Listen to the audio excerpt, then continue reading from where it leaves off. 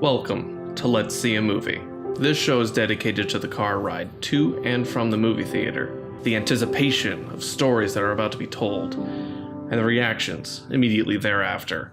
Of course, we aren't exactly movie critics, but we are people that genuinely love movies. So I guess what you're about to experience is raw, uncut, unscripted reactions. And yeah, there's gonna be spoilers. So buckle up, grab some popcorn, and let's see a movie.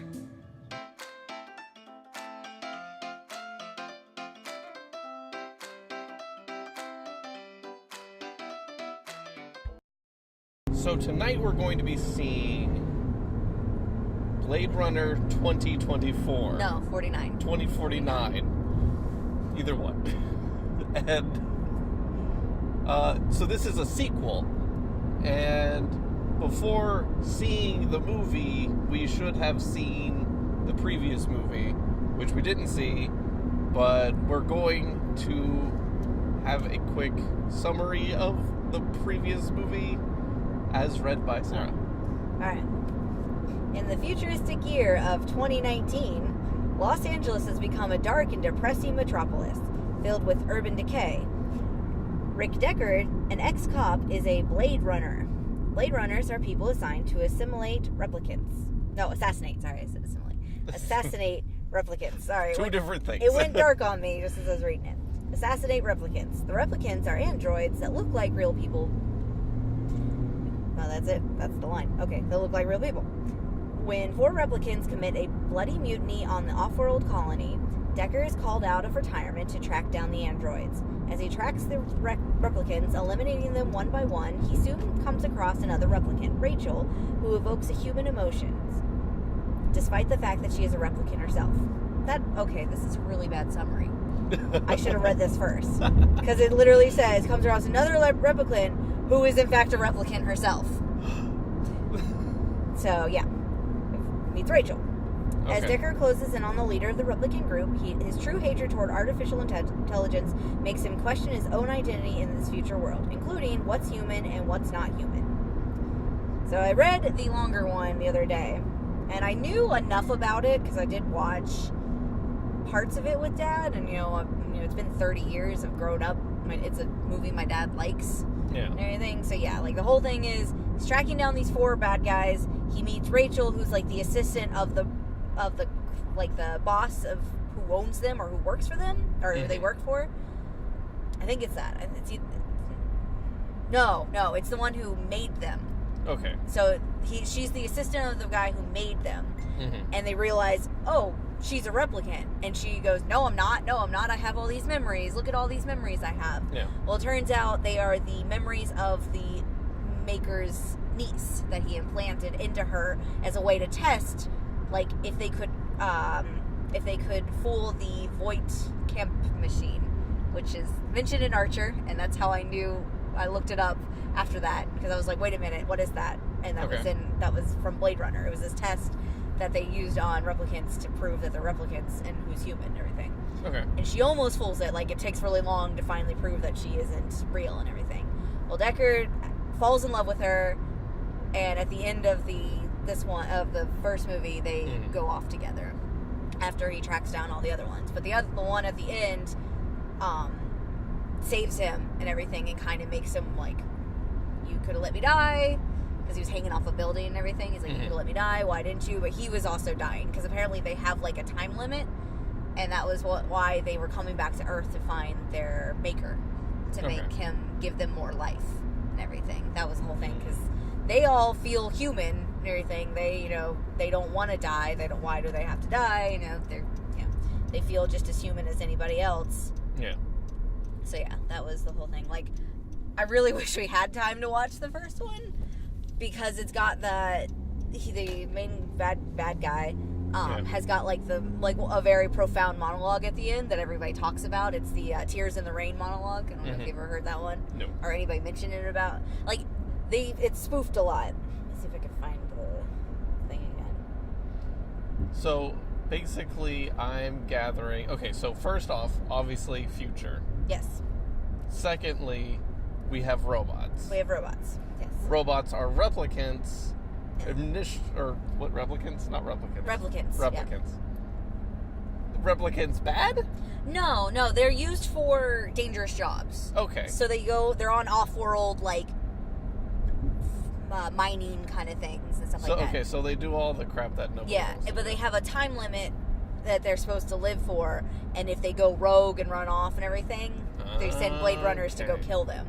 Because, like I said, they feel human and feel like they should live, They shouldn't have to die for any reason. And I guess, they could be bad. These 4 do kind of go bad and everything, but they're not like,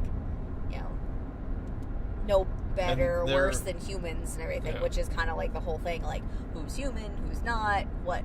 Gotcha. It's kind of like the whole thing about, in Battlestar Galactica? Or no, I was actually going to go Hunchback of Notre Dame. Like, what makes a monster and what makes a man, and who is the monster and who is the man. Yes. Because, you have Judge Frollo, who is pure evil. Yeah. And then you have Quasimodo, who's a sweetheart. Just looks, weird. And I was just thinking of Battlestar Galactica because they had, like, it's the same kind of thing, like, who's the toasters and who's not, Yeah. Okay, yeah, the monologue, as I said, you'll probably recognize the name, or the idea of it, because they use it a lot. It's, I've seen things you people wouldn't believe. Attack ships on fire off the shoulder of Orion. I watched sea beams glitter in the dark near the Ten House Gate. All these moments will be lost in time, like tears in the rain. Time to die. So, like, I've seen things you people wouldn't believe is something they spoof a lot in a lot of things. I've probably heard that before. Yeah, so, like, he says that just before he dies, and it's, like, this really, like, it's become, like, one of the greatest quotes, from any, like, it's, like, in the top 100 things, And that's one of the replicants that makes that. Yes. Okay. That is Batty. His name is Batty. Because... Name is Batty.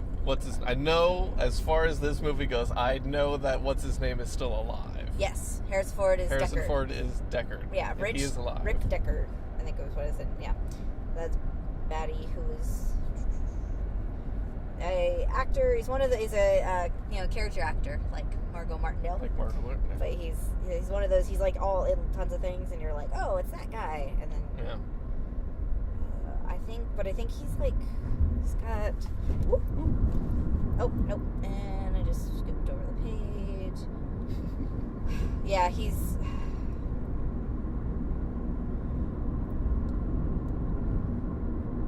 Dutch, so he's got a name like he's got one of those Rutger names. Hauer. I think that's it. Okay. Rutger Hauer. Like I said, he's one of those that you recognize the name, you recognize the face, but he's always like, you can't put 2 and 2 together. So yeah, he plays Roy Batty. Roy Batty. Yeah. So yeah. And this takes place in... The new one takes place in 2049. Well, like 30 years later. I'm not looking for like location. Like, this takes place, it's like America. Yeah, I think it's still Los Angeles. Okay. This one takes place. But it's like Japanese America. No, I don't think so. Okay. No, it's not like Big Hero 6 and Okay, so it's not like... What is the other one? Because I know that's one of the things that they always Serenity do is... and Firefly and everything. Like, they always have, like, some Asian nation take over America. But not like governmentally. It's more... aesthetically, like society and stuff like that. It's like just become Chinese or whatever.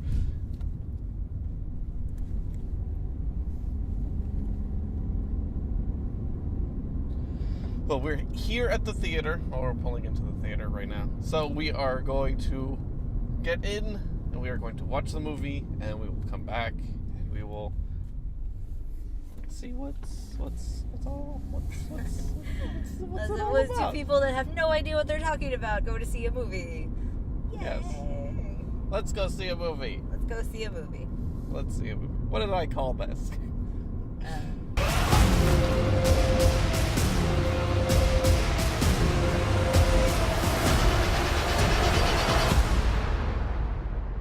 So, how was the movie? Good.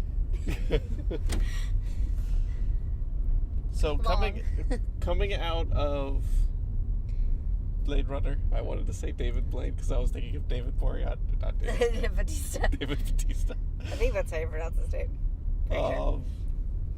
Yeah, no, Batista. Oh, that would have been good. Who was in the movie. Definitely in the movie. Definitely pretty good. Yeah. Like... memorable enough Yes. that it stuck with you the whole movie that...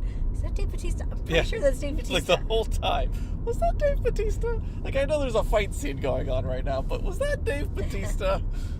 It's hard to, like... And it took me, like... I'm pretty sure I spent, like, 45 minutes just, like, sitting there, like... Okay, I want to say Drax. I know he has an actual name. I was like, yeah, like, no, from when I first saw him, I was like... Or when they first showed his face, I was like, I think that's him. Yeah. But it was getting his name. Yeah, I didn't have to, but I was able, you know how I am with names. Yes. A little bit better than you. Yes. I was seriously just sitting there going, Drax. Like, that was Drax. Like, whatever his name is, Drax, though. And eventually I got to Dave Bautista. And I was like, is that him? Or am I thinking of, like... I started thinking of, like, when I was thinking of Dave Bautista, I started just, in my head, I was seeing Val Kilmer. Yeah. And, like, I knew that was the wrong person altogether. Yeah, no, that would have been weird. Yeah. He would have taken off his glasses dramatically. Yes. To show he's being serious. Yes. Poor Val Kilmer. Anyway. So here's some interesting bit of trivia. Okay. David Bowie was originally supposed to play Wallace, Jared Leto's character. Okay. Oh, that would have been so good. That would have been so much better. He passed away before Yeah. filming, before they could start shooting. Oh, that would have been so good. That would have been very good. I don't know if, like, David Bowie would have been as creepy. Like, he definitely would have been much more elegant. Yeah. But, yeah. Yeah.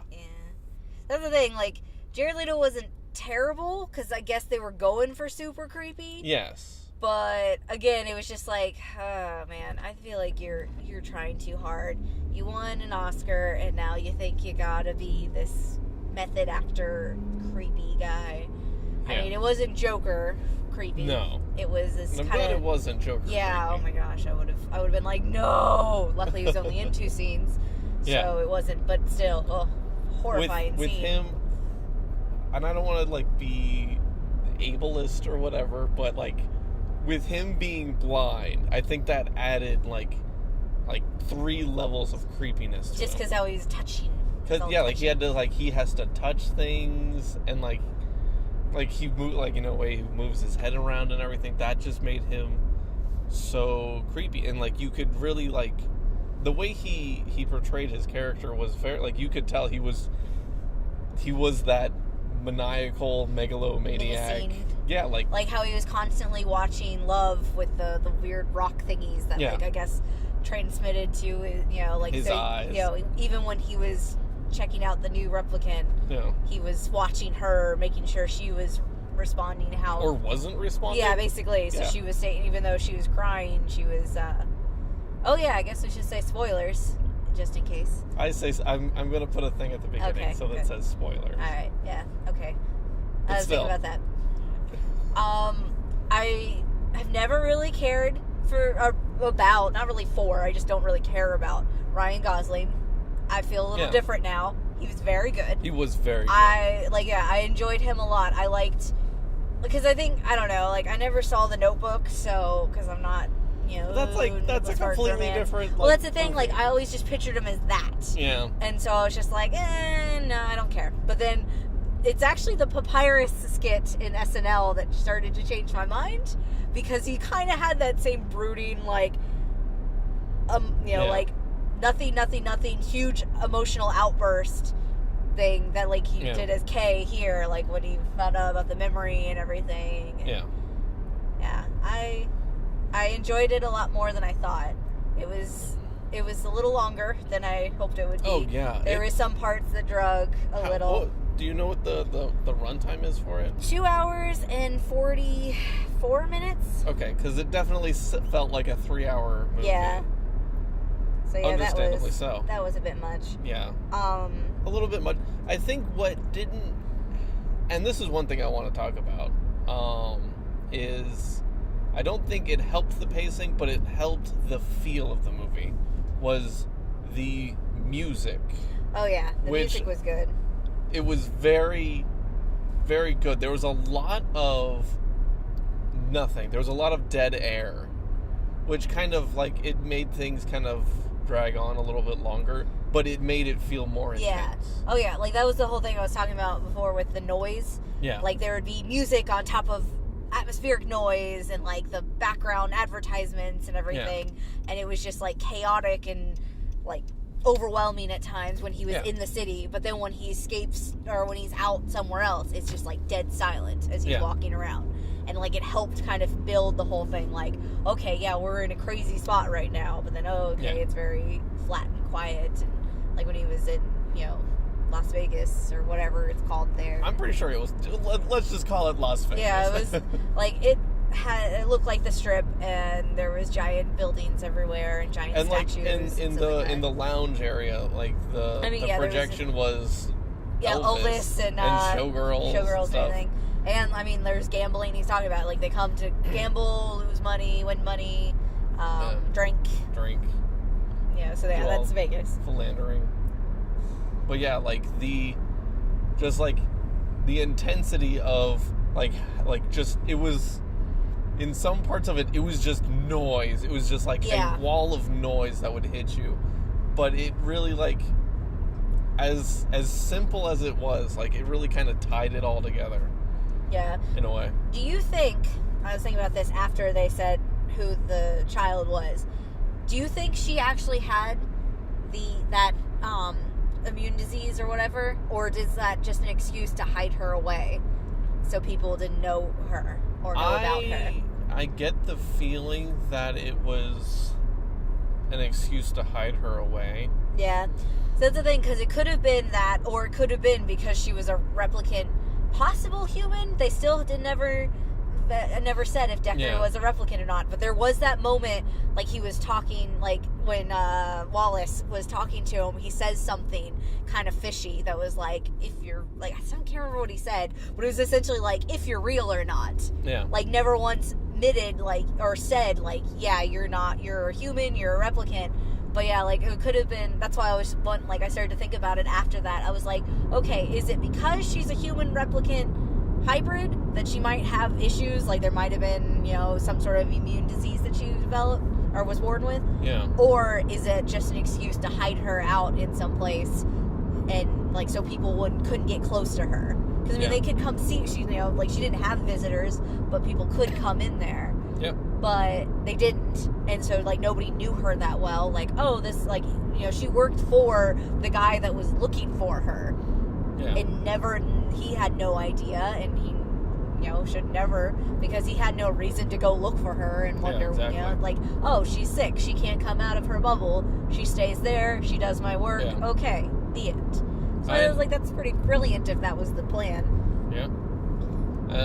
I imagine, I don't know, there would have to have been some sort of, like, medical complications to being a hybrid human replicant. I mean, Rachel had, her birth canal was too narrow. Yeah. That's one thing. So, yeah. That's just incredible. It was, like, it was incredible, the fact that that sort of thing was able to happen. But, of course, it begs the question, of course, to me at least, because, again, like, we didn't see the first one, and so I don't know more about the backstory of replicants and how they exist and how they're made and stuff like that. It just sounds like they're just clones. Yeah. Like, can we just call them clones? No, I don't know, because I don't think they're based on real people, though. Well, they're genetically created. Yeah, I guess, I don't know. Maybe? I don't know. I guess, like, that is kind of like the question of both of the movies, is like, are these just humans? Yeah, because, I mean, they bled and they had to breathe, and, like, because he, like, choked Love to death, and she or he drowned her, basically.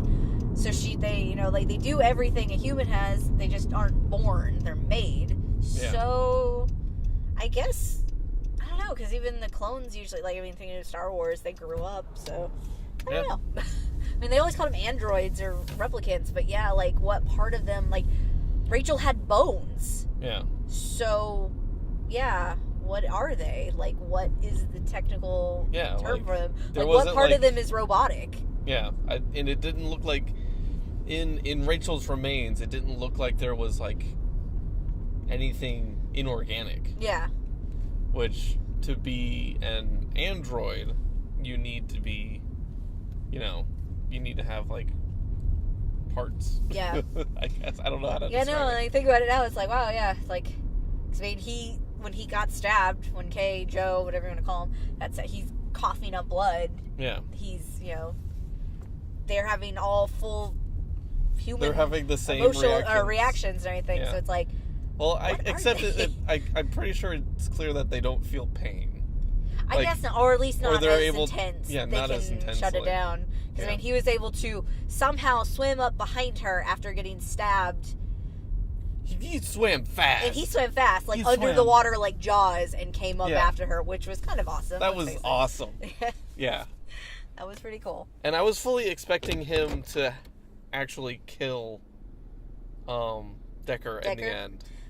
At the end of all that. Because that's kind of like, isn't that like what they told him to do? Yeah, but I think that was the whole thing is he started, because she even says, like, and we don't lie, but it cleared, like, apparently once something triggers something, you can... Yeah, once they're starting to have emotions again, they become more human, and so they're more likely to lie. To lie and deceive and do what they can. Humans do. Like humans. Okay, so, final thoughts. I liked it. Definitely worth seeing. Definitely, probably we should see... Yeah, I'd say see the first one. If not, at least read as much as you can about it. Yes. It's helpful. Yes. Or watch clips on YouTube, I guess. I guess you could do that, too. Yeah, look up stuff like that. Because I know the first one is a little problematic because of the scene with him and Rachel where he kind of sexually assaults her. Yeah. Like, he doesn't let her leave the apartment, and she ends up, like, kind of just giving in, and they have sex. So I know that's kind of a problematic scene. So, I mean, if you don't think you can handle that, I wouldn't watch it. I know that, like, nowadays that's... Or at least find where it is and maybe skip past it, yeah. Because it's, like, in this movie, too, like, there's a sex scene in it. And it's weird. It's kind of... I didn't see it because there's nothing that she undresses, but they only show from here, and then they kiss, and then it cuts to the girl waking up in the bed later. Like, at that point, I was like, I'm going to go to the bathroom now, because... I mean, I guess they were This is not essential. Yeah. That one, I guess, like I said, they're at least all consenting, I guess. I mean, he seemed a little confused, but... Yeah. It was strange, but... He's learning things. Yeah, I guess so. I guess it may have been he was more overwhelmed the fact that he would finally be able to touch Joy in a way. Yeah. Like, quote-unquote, Joy. That was kind of sweet of her. Yeah. In a way. And, yeah. Yeah. And I was like, okay, this girl is somebody. Who is she? Because I don't know who the woman, they finally explained who the woman was that told her to go talk to him, and then she implanted the thingy, and it's like, okay, who does she work for? Yeah. And then she shows up. Get really completely in. I feel like, okay, so... Was she a replicant then, do you think? I think so. Yeah. And I feel like they kind of left a little bit of room open for another movie. Yeah. Oh, yeah. And that'll be interesting. I'd like to see that third movie. Yeah. Because everything has to come in threes now. Yeah. All movies. There's 3 movies. Because, now there's going to be the uprising of the replicants, I guess. Because it's like, hey, we're here, we're human-esque, and we can reproduce. So, yeah. Go see it if you haven't seen it. What would we give it? Do we have a scale? Do we have a scale of... Do we want to do stars? Stars? Thumbs up? I don't know. Thumbs down. Give it 3 thumbs down. Let's try to think of something clever. I give it a medium popcorn. Medium popcorn. I was gonna go with it. Popcorn. There's only 3 sizes of popcorn. Or we could do 4 sizes of popcorn. Or I was thinking or kids. That's true. Kids. Medium, large. I guess. I don't know. I was trying to think of something cute like popcorn. I was going to go with 3, 5 pieces of popcorn or something. But that, nobody eats just 5 pieces of popcorn. No. I mean, I did We could do like a candy scale. I would say okay. No, we're going based on popcorn sizes. Okay. So I would say this is from kids to large. I'd say this is a medium. Strictly based on because I haven't seen the first one. Yeah. If I seen the first one, I would maybe give it a medium to half-filled large. Yes. Yes. And I am judging that solely based on how quickly I ate my popcorn. Oh, it is a hard movie to eat food in because it's a lot of quiet. There's a lot of quiet. Yeah. Yeah. And like there isn't all like that action right at the beginning too. Yeah. So it's not like yeah, when you're trying to eat a pretzel and it's still hot, it's like trying to, because I don't put salt on it. I dip it like into the salt, push it into the salt to get some on there, and so it's just like, and the trays are terrible. So yes. All right. So that's it. Right. So let us know what you think. Leave it in the comments or tweet at us at Attack OT Beards. Because this is all on the Attack of the Beards. You can support all the other stuff that Attack of the Beards does at patreon.com/Attack of the Beards. And we'll see you at the movies next time. Bye. Thanks for joining us for this episode of Let's See a Movie. We'd love to hear from you, so feel free to email us at podcast@attackofthebeards.com. This, of course, is a production of Attack of the Beards and Nut Nothing Media, and for more information about this show and all the other shows that we do, visit us at attackofthebeards.com. See you next time.